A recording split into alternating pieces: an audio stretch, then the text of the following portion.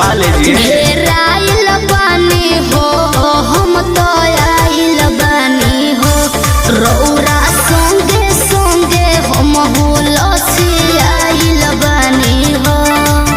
केहू बोली न सबका से कहे जाए तो जाई हला कभी अरे 40 पे हम मालिश करन फ्री में होई पालिश सोई पर सह जाए रात भर रह जाए। 40 पे हम मालिश करन फ्री में होई पालिश सोई पर सह जाए रात भर रह जाए।